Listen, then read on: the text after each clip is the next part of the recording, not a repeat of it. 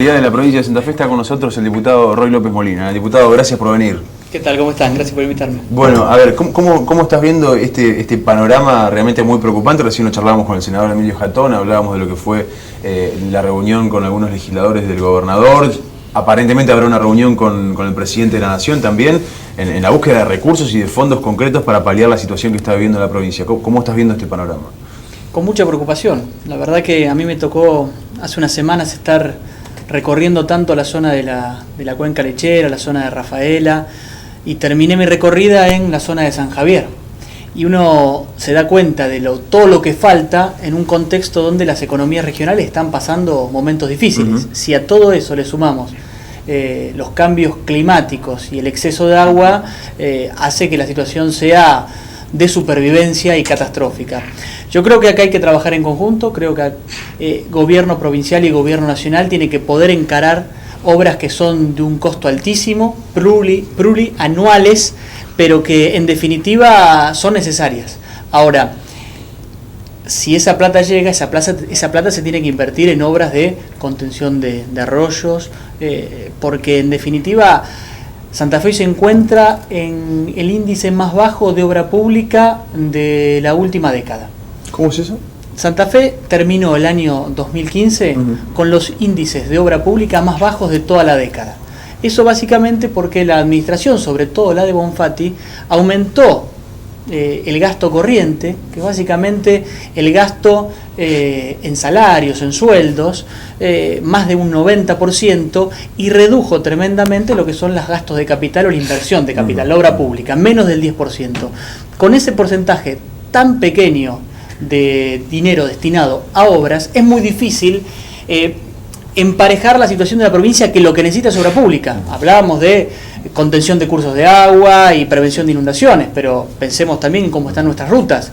Por eso no es casual que el 2014 terminamos con récords de siniestros en ruta, con lo cual creo que el objetivo de trabajar conjuntos es para beneficiar a Santa Fe con obra pública. Obra pública que por momentos no llegó porque Santa Fe era discriminada por el kirchnerismo, pero por otro lado obra pública que no se hizo porque la administración, sobre todo la de Bonfatti, insisto, decidió que las prioridades eran otras. Por ejemplo, un acuario en Rosario de 130 millones de pesos o un museo del deporte también en Rosario por 80 millones de pesos. ¿Cuánto podríamos haber hecho si esa plata iba a lo realmente urgente? Obra pública que además debe sumarse, Roy, y también a modo de reflexión y de pregunta, a determinadas medidas que muchas veces esperan los productores de las economías regionales, productores de campo, de ganadería, por parte también del gobierno nacional. Mucho se ha hablado y mucha queja también por parte de lo que fueron los aumentos en insumos tan importantes para producir, como por ejemplo la energía eléctrica. Me parece que tiene que ir también más allá del dinero que pueda aportar Nación, también este tipo de medidas. Sí, estamos en un momento donde necesitamos normalizar una economía que estaba bien complicada. Por eso la decisión de unificar el mercado cambiario levantando el cepo, la decisión de quitarle las retenciones a las economías regionales, de empezar a abrirnos al mundo. En este marco de normalizar la economía, yo quiero destacar y rescatar el acuerdo con los fondos buitres. A nadie nos gusta pagar una sentencia de aquellos que se aprovecharon del país en su mejor momento, compraron deuda barata y ahora nos exigen el triple. Ahora, había una sentencia que cumplir. Y la decisión del gobierno de Mauricio Macri de encarar esa negociación y no esquivarla como hizo el kirchnerismo, y tuvimos que pagar cientos de miles en intereses, sin tocar reservas, porque se va a pagar con endeudamiento, nos significa a todos volver a ingresar en el mundo del financiamiento, volver a entrar en juego en una economía que estaba en el veraz. Arreglar con los fondos buitres básicamente como aquel comerciante que está en el veraz y que nadie le presta plata porque no cree que va a cumplir. El acuerdo significa volver a lograr financiamiento, y eso va a significar una economía que se ponga en marcha. Lleva tiempo. A nosotros también nos preocupan los aumentos de servicios, de tarifas, nos preocupa muchísimo los aumentos de nuestra canasta de alimentos, pero Mauricio Macri fue muy claro el otro día cuando se reunió con empresarios: cuiden el empleo y no se excedan o no se abusen con los aumentos de precios. ¿Hubo reto de Macri ahí con los empresarios? Hubo una llamada de atención. Empiecen a invertir, la economía se empieza a normalizar, pero necesitamos que empiecen a invertir porque es la manera de poner en marcha la economía. No solo con gasto público se sale adelante de un momento recesivo. Entonces necesitamos que los empresarios, así como el Estado ha hecho lo suyo, normalizar, reglas de juego claras, necesitamos que los empresarios tomen esa responsabilidad social que hasta ahora no han tenido. En ese camino yo tengo la esperanza, y es la esperanza de todos, que a partir de julio, empecemos a aflojar con los aumentos o la inflación y lleguemos al 2018 con una inflación del 1% o de un dígito, como tiene de cada 100 países 99. Ese es nuestro gran desafío. Eso va a significar mejoras para las economías regionales, pero no es fácil pagar la fiesta, no es fácil pagar la fiesta de la Rosadita, no es fácil pagar la fiesta de Lázaro Báez y compañía. Lo decidimos hacer, pero lleva tiempo. Roy, ¿cómo tomás hablando de la fiesta? ¿Te alcanzó las explicaciones que dio el presidente respecto de sus cuentas en paraísos fiscales? Explicó sobre uno, sociedades. Después aparecieron 4 más y este fin de semana se conocieron 9 más, 3 empresas, 4 vinculadas directamente al presidente, 9 a su grupo empresario de forma directa. ¿Te alcanza? ¿Te alcanzó a vos, como parte de ese esquema de gobierno? ¿Crees que le alcanza a la sociedad? Yo creo que, así como uno no puede manejar algunos elementos del contexto que nadie esperaba, por ejemplo, esta investigación, un consorcio de periodistas a nivel internacional, que me parece muy bien que se investigue en profundidad, sí lo que podemos manejar es cómo uno responde frente a esos elementos del contexto que no maneja. Y creo que la respuesta de Mauricio Macri estuvo a la altura de las circunstancias. Es dar la cara, rendir cuentas, pero no solamente a nivel discursivo. La declaración de certeza de presentarse ante la justicia. Declaración de certeza significa, me presento a la justicia para que me investiguen de antemano sin haber un proceso de investigación en curso y detecte si hubo alguna irregularidad o si hubo, como algunos decían, omisión maliciosa en la declaración. Con lo cual me parece que esa medida y esa explicación es suficiente, porque además a eso lo incorporamos un proyecto de ley, que es la Ley de Acceso a la Información Pública, porque no tenemos nada que esconder. Yo entiendo que estamos en un momento del país donde estas cosas pegan fuerte. Estamos en un momento del país donde nos empezamos a enterar cosas que probablemente si Daniel Scioli ganaba no nos enterábamos nunca, que es esta vinculación del negocio de la obra pública con empresarios adictos al poder y cómo eso se blanqueaba, por ejemplo, a través de los hoteles de la presidenta. En ese contexto, lo que uno tiene que hacer es explicar, es contar. Ahora, así como esa empresa estaba declarada en la AFIP por quien debía declararla, que era Franco Macri, no Mauricio Macri, porque él no recibió ningún tipo de remuneración por ser parte del directorio, es loco pensar que alguien que quiere evadir impuestos pone a su nombre una empresa en Panamá. Creo que aquí hay 2 conceptos que hay que distinguir. Una cosa es la evasión, otra cosa es la elusión. La elusión significa extendamos todos los recursos legales para reducir la carga impositiva. Ahora, alguien, si tiene la intención de evadir, que sí es un delito, va a poner a una empresa a su nombre, el padre la va a declarar. Creo que no somos todo lo mismo, no somos iguales a ellos, y por eso reaccionamos de otra manera. Además, el presidente decidió poner todos sus bienes en lo que se llama un fideicomiso ciego, que es todos mis bienes que los administre otras personas que yo no conozco quiénes son, para que ninguna decisión que yo pueda tomar termine influenciando a favor de mi patrimonio. Creo que eso alcanzó, es suficiente y eso se tiene que volver metodología. Cada vez que haya alguna duda sobre quienes tenemos que ejercer la función pública y rendir cuentas, hay que explicar, hay que contarlo y si es necesario presentarse a la justicia y mostrar que está todo bien y todo limpio. Vuelvo a un comentario anterior que hiciste respecto a la provincia de Santa Fe. Dijiste, en un momento la gestión Bonfatti privilegió el aumento de su planta política o financiar la planta política, el aumento de la planta política en desmedro de bienes de capital, obra pública. Dijiste eso, sí. ¿no? Ahora, el aumento del financiamiento de la planta política y el aumento de sueldo de esa planta política representa el 3% del presupuesto global de la provincia de Santa Fe. Está muy lejos del 38% promedio de los 4 años de gestión de Bonfatti previsto para la obra pública. Digamos, vos comparás un 3% que iba para la planta política con un 38%. Yo creo que acá uno tiene que analizar cómo uno encara la gestión. Porque si me decís, privilegió pagarle, cumplir con las paritarias y aumentarle 34, 35, 32, 30 al empleo público y privilegió una política salarial a la obra pública, y son valores que están más o menos empatados. Ahora, un 3%, no veo el perjuicio de financiar una planta política que podemos coincidir que tal vez era desmedida, amplificada. De hecho, el Ministerio de Seguridad llegó a tener 116 asesores. Sí. con ese 3%, con un 38% que estaba dedicado a la obra pública, digamos, no veo no puedo distinguir cómo puedo decir que esta situación fue en desmedro de esto, cuando en realidad eran porcentajes niños. Primero hay que aclarar, del porcentaje destinado limpiamente a obra pública, todo eso se subejecutó. Una de las grandes fallas o déficits de la administración provincial es que no solamente destina poco, sino que lo que destina después lo subejecuta, porque tiene que pagar rojos de otros huecos que no puede llenar. Yo creo que tiene que ver cómo uno encara la visión de la gestión. Fíjense cómo buenas decisiones o buenas ideas después no cumplieron resultados y son gastos innecesarios para el santafesino. Los nodos. Los nodos cumplieron dos funciones. Una declarada, que era la función de acercar las decisiones a lugares alejados del poder central, sobre todo de Rosario y de Santa Fe. Y la otra, una no declarada, pero con una intención política muy fuerte, que era competir con el poder territorial de los senadores. Hoy los nodos son una estructura obsoleta, que no reemplazaron a la vieja estructura administrativa y que lo único que hacen es burocratizar el sistema. Otro ejemplo, el gabinete joven.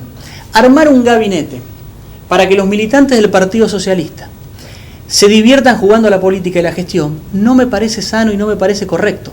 Con lo cual, en ese contexto, uno lo que tiene que hacer es dar otras señales. Y las señales que se dieron es que en estos últimos años la inversión en obra pública decayó. No solamente la inversión nominal, sino la inversión real. Con lo cual, acá lo que uno tiene que cambiar son las prioridades. Pues fíjate yo lo que te dije, te di dos ejemplos de obras que se hicieron en mi ciudad, en Rosario. Un acuario y un museo del deporte. ¿Quién puede pensar, qué santafesino puede pensar hoy que era necesario hacer un acuario y un museo del deporte? Uno me podrá decir, trae turismo, el Museo de la Constitución acá en Santa Fe, que está inundado, es otro claro, ejemplo. Y mientras tanto tenemos el nuevo hospital Iturraspe demorado, el Semafé demorado. Yo estuve recorriendo Barrio Centenario, Barrio Alto Verde, y uno se da cuenta todo lo que falta en obra pública. Eso es lo que uno está cuestionando. Más allá de los porcentajes al detalle de un presupuesto, es una visión en la gestión. Y yo creo que la visión de la gestión es llenar de nombramientos políticos, porque también desconfían mucho del empleado público. Entonces necesitan a ese empleado público en el cual desconfían, en lugar de capacitarlo y darle incentivos, le ponen un jefe político que lo controle. Creo que eso es lo que hay que cambiar. Eso es parecido en todas las fuerzas políticas. Lo hizo el PRO en Capital Federal, el socialismo en Santa Fe, el peronismo cuando le tocó gobernar, de poner gente de confianza por encima de las superestructuras del personal de carrera. Hay lugares que uno necesita poner personal político, ministerios, secretarías, subsecretarías. Ahora, lo que uno no puede crear es estos inventos como coordinaciones que cumplen los mismos objetivos que directores de carrera. En la Ciudad de Buenos Aires nosotros tuvimos un gran problema en los primeros años, cuando empezamos a echar a aquellos que vivían del Estado en desmedro de todos los porteños, básicamente los ñoquis. Y logramos, en un acuerdo con el sindicato, respetar el lugar y el salario de aquellos que realmente trabajaban. Pero todos aquellos que habían sido metidos a dedo por la gestión de Ibarra y de Tellerman, todo eso es afuera. La planta municipal, que no es municipal, pero la planta de la Ciudad de Buenos Aires solamente creció fuertemente en las incorporaciones que hicimos en la Policía Metropolitana. En los otros tratamos de recurrir a aquellos que realmente tenían la expertise, la experiencia para poder desarrollar esa función. Por eso uno de los planes que presentamos a nivel nacional es el plan de modernización del Estado, donde ¿qué incorporamos? Nuevamente el ingreso al Estado por concurso, las capacitaciones, porque en definitiva el empleado público, el buen empleado público es la cara del Estado frente al vecino. Si la conducción es la cabeza, el empleado público son los músculos que ejercitan las decisiones que toma la cabeza. Eso no se logra, y vuelvo a nivel nacional, cuando teníamos a la cámpora metida y controlando todas las reparticiones de poder. Yo creo que esa es la Argentina que comenzó el 10 de diciembre. Lifchit se manifestó incluso a favor de tener una visión también más prudente a la hora del gasto en la provincia. Hasta ahora eso no se ha desarrollado. Diputado, está más áspero me parece el diputado, ¿no? Está más picante, ¿o no? No, pero a mí me parece el cambio de look, a lo mejor más guerrero, ¿no? Más guevarista, así, pero resistiendo con aguante. Te quería preguntar, venimos charlando y todos estos días analizando el tema de la industria en Santa Fe, digo, este fenómeno climatológico le cae mucho peor todavía. Pero desde la Unión Industrial están planteando algunas cosas. Ayer nos decía el presidente de la Unión Industrial, ninguna de las medidas que tomó el gobierno nacional son favorables para la industria. Ni una sola. Dice, y encima de eso, incluyendo tarifazo, demás, encima de eso, el tema de la apertura de las importaciones, también nos vemos mal, encima de eso, ahora está este fenómeno climatológico. Después lo voy a desarrollar con más tiempo, pero están previendo 200.000 despidos la Unión Industrial Argentina en el año, 38.000 en la provincia y 3.900 en la ciudad de Santa Fe, solamente de industria, ¿no? del sector industrial. Es lo que están previendo para este año. Esta expectativa tiene la industria y otros datos de la Unión Industrial Argentina. Yo no coincido con la visión de la economía que tenés vos y que tiene el gobierno, no nos vamos a poner a discutir ahora, pero digo, no es mi visión, no es lo que planteo, es lo que están viendo los industriales. ¿Qué van a hacer con todo esto, con todas estas personas? 200.000 en la industria, al margen de lo que planteabas en el Estado y demás. ¿Qué previsibilidad hay para esto? ¿Qué contención? ¿Qué están viendo para esto? ¿Se está planificando algo? Barletta el otro día acá dijo, y es el costo que hay que pagar. ¿Cómo lo ves a esto? Yo no coincido con Barletta en muchas cosas, ¿no? Como tampoco coincido los radicales que son parte de Cambiemos a nivel nacional y parte del Frente Progresista a nivel provincial, pero tal vez eso sea otra pregunta. Y yo no creo que el costo sea ajustar sobre los más vulnerables. Más vulnerables son los trabajadores. Por eso nosotros no estamos planteando un ajuste en la economía, porque nosotros creemos que la economía se tiene que expandir, no ajustar. Por eso sacamos el cepo, para sacar el cepo a la economía. Lo que sí estamos haciendo un ajuste es en el tremendo déficit fiscal. ¿Qué significa el déficit fiscal? Que durante los 12 años del kirchnerismo se gastó más de lo que ingresaba. Esa brecha, ¿cómo se tapaba? Con emisión del Banco Central. Pesos en manos de la gente, cada vez con menos poder adquisitivo, te genera inflación porque la economía no genera oferta. Ese es un análisis económico que muchos pueden compartir, aunque no compartan las decisiones que nosotros tomamos. La mejor decisión que nosotros estamos tomando, tanto para el campo como para la industria, es, insisto, normalizar una economía que hacía 4 años que no crecía y 4 años que no generaba empleo. Por eso yo tomo con mucho cuidado algunos poderes corporativos, como son los empresarios, que tienen demasiado pesimismo o aprovechan momentos de reacomodamientos para despedir gente. El mensaje de Mauricio Macri, insisto, fue: cuiden a esos trabajadores que están comprometidos con sus empresas, porque cuando la economía empiece a funcionar en serio, los van a tener que necesitar fuertemente. Yo no creo que porque hayamos pasado 12 años de proteccionismo mal entendido, ahora vengan 12 años de librecambismo, abrir las importaciones, como pasó en la década del 90. Nosotros tenemos que encontrar un equilibrio. Y el equilibrio de la competitividad, a mi entender, no es solamente el dólar. Porque fíjense lo que pasó a nivel de esos 12 años. Es una un dólar contenido, pero un mercado interno que se fue también depreciando. Y que ahora tienen miedo a que, si hay una apertura en las importaciones, después no puedas competir. La competitividad también tiene que ver con que esos sectores empresarios, muchos de ellos que también aplaudieron a Cristina durante todo ese periodo. ¿Y crecieron 12 años? ¿Cómo no aplaudieron? Yo no sé si crecieron, porque durante esos últimos años no pudimos generar empleo privado. Lo único que creció fue el empleo público. Lo que digo es, salvo en el 2015, la competitividad... ¿no? Salvo en el 2015, que los números de AFIP, que se conocieron en estos días, y ANSES dieron el crecimiento, lo dimos, el empleo privado.